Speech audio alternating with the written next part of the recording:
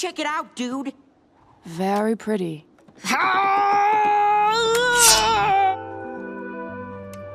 Lift that sword, Shermie. Oh, yeah. And just like that, it's over. The end of an era. The finale of Adventure Time may just be a headline for some, a reminder that something they once enjoyed has come to an end. But for me, well, for my editor, he wrote this script.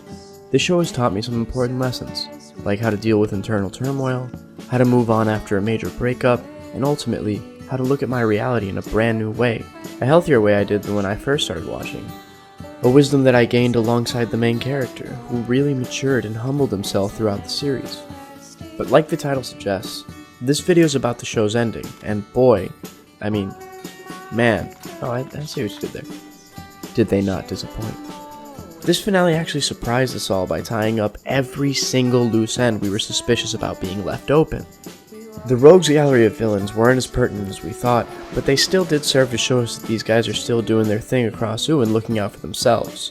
We saw what finally ended up happening to our paralyzed Maja, a battery used to summon Golb, and then, well... Finally! My time! We even see what happened with her accomplice, the ancient psychic tandem war elephant. Oh, that's my favorite character. We get a satisfying conclusion to Fern's arc, including a higher understanding of why he betrayed Finn, a heroic vindication by fighting alongside his friends down to his final blade, and finally, a death scene reminiscent of a mix between Peter Parker and Killmonger. Hey Finn, I'm not doing so good. Start? I don't feel so good. That's okay. Just promise to plant me there. Just bury me in the ocean with my ancestors that jumped from the ships.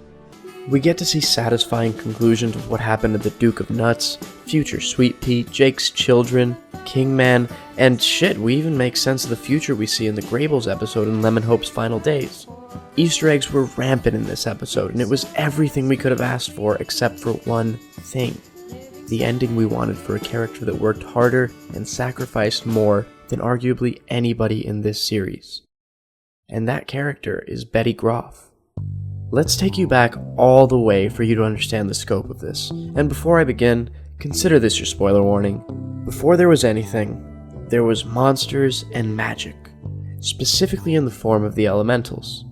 Ice, fire, candy, and slime? This is a weird show. After learning there's a devastating comet coming to reap all lives on the planet, hey, we already did a video like that. The ice elemental, Master Evergreen, created blueprints for a crown that would grant the possessor one wish. To destroy the hideous comet which threatens our world. However, after everything goes south, the crown ends up in the hands of Evergreen's apprentice, Gunther. Gunther? Lizard guy, who attempts to wish for their salvation in Evergreen's place, but his deepest desire, which is what the crown actually grants, is not to save the world, but to be more like his master. After he fails to make the correct wish, all life on the planet is erased. Hey, this really sounds like a video we already did. But the crown survives, still cursed with Gunther's wish for the wearer to become evergreen. Fast forward several centuries later, where the crown is purchased in Scandinavia by a professor of archaeology and antiquarian prodigy, Simon Petrikov. However, after donning the crown, he begins to hear voices, see visions, and become obsessed with the possession of it, kinda like Smeagol from Lord of the Rings. His fiancée, Betty Groff, tried to be supportive, but it seemed she was eventually pushed away out of fear for her own well-being. And that was it.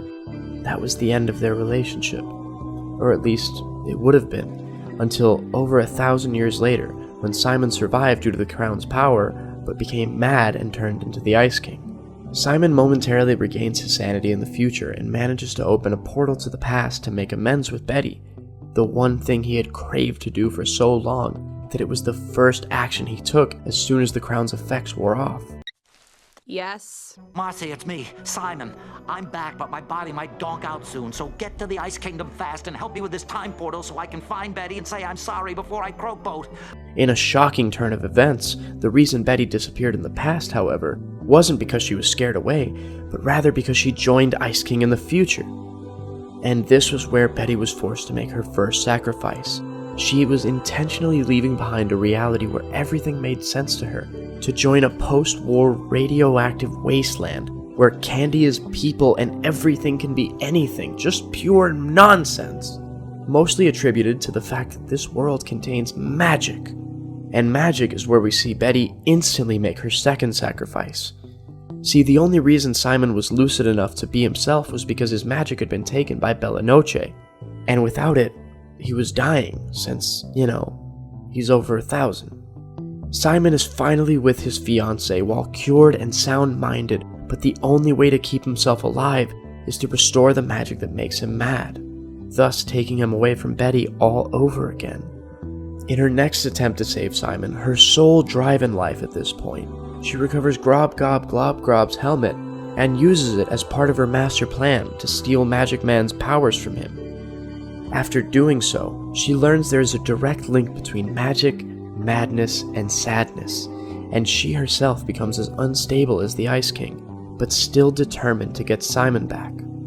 This is one of the most powerful moments in the series, because we now know that Simon has been suffering for hundreds of years, trapped behind the veil of his insanity, desperate to regain the reins of his own life, but is drifting ever farther away in a sea of not just madness, but sadness. And now Betty is drowning with him, oceans away. After getting Magic Man's abilities, we see Betty lose touch more and more, unable to control the power she thought she needed to succeed. She commonly throws caution to the wind and crafts plans that have often apocalyptic results, just to reach her end goals, as we see in the Elemental series and the finale. We finally arrive back to our topic of origin. In this episode, after hatching an idea on Mars, she believes she can use Maj's magic to summon Golb. She will use his chaotic magic to bend reality to her will and restore her and Simon's minds. But unfortunately for Betty, Golb appears to ignite the end of the world, not be a fairy godmother for a few hopeful wizards. In trying to undo what has been done, Finn, Simon, and Betty end up being digested by Golb. This process turns Simon and Betty back into their essential life forms, stripped of their magic and restoring their sanity. Here, the viewers are finally rewarded with a brief reunion between Simon and Betty, who share a kiss in the face of their inevitable demise. However, Betty and Simon weren't the only ones to revert back to their essential forms. The crown also reverted back, and therefore it now contained the ability to grant wishes again. Let's take a moment here and seriously look at how each character is acting in this scene, how they're coping with the fact that they're all about to die. Look how Simon has his eyes closed and is just acknowledging and accepting that this is the end after a millennium of fighting his own mind. He accepts death in the guts of the god of chaos because he can die with closure in the arms of his beloved Betty. But with the help of the harmony created by BMO's song counteracting the chaos of Golb, an escape becomes available to the three. Finn eagerly takes it and calls for his friends to follow. And Simon desperately pleads for Betty to come with him, but Betty insists Golb will still destroy the world if they leave and they will still die. She tells Simon that she believes that the crown and its wish is the only way to save him and all of Ooo, and she can't risk leaving Golb with the crown if it reverts back to its original form. She must make the wish from within him.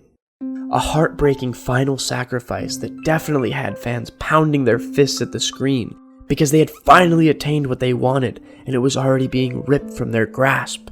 But at least it was for the greater good. Betty ends up using her deepest wish to keep Simon safe, and merges her body and consciousness with Golb, and then leaves Ooo. Simon is crushed and breaks down in Marceline's arms. The day is saved, Betty succeeded in keeping Simon safe, his curse is broken. It had to happen, right? Wrong. She played it safe and assumed the crown wouldn't work outside Golb. But it would've. And there are two pieces of evidence for this. The first one is Simon himself. When Simon exited Golb with Finn, he didn't return to his Ice King form. He stayed in his essential life form, Simon Petrikov. That means that Betty and the crown wouldn't have been reverted either, and she didn't have to stay behind to make the wish. For the most damning evidence, look no closer than the fact that the crown actually granted another wish immediately after. Gunther's? Gunther?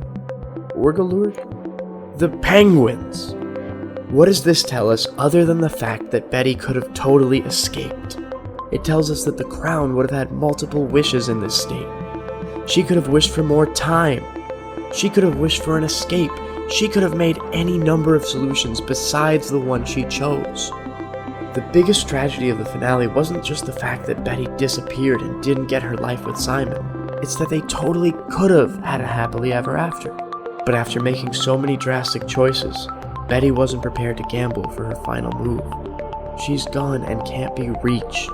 The finality of her sacrifice is accentuated in the closing montage, wherein Simon is seen visiting Prismo and the Cosmic Owl, wish-granting cosmic entities that have reality-warping abilities so great that they can alter entire timelines, presumably asking them to bring Betty back, only to be met with them helplessly shaking their heads. And in the end, this is kind of what made the finale true to the show. The show was all about characters making important life decisions, some that actually hurt them to make because they were forced to give something up. It was about how life was always going to be challenging and how perfect happy endings just don't exist. Life wasn't about getting what you wanted right when you wanted it. Because if you did, there'd be no reason for you to better yourself or examine the person you're becoming. Even though the day is saved, tomorrow it still might hurt. And it's okay that it hurts, because tomorrow there will be another adventure that challenges your idea of yourself and your pain, and it'll help you be a better person in time. Hey guys, thanks so much for watching the video. Like I said, this script was actually written by my editor, T Money. It's his first script for the channel, but it definitely won't be the last. We really appreciate all the support we've been getting lately. If you like what you saw, please like, comment, and consider subscribing if you want to see more content like this. Please go follow us on Twitter at MediumDSpeaks. And yeah, that's about it. More videos soon.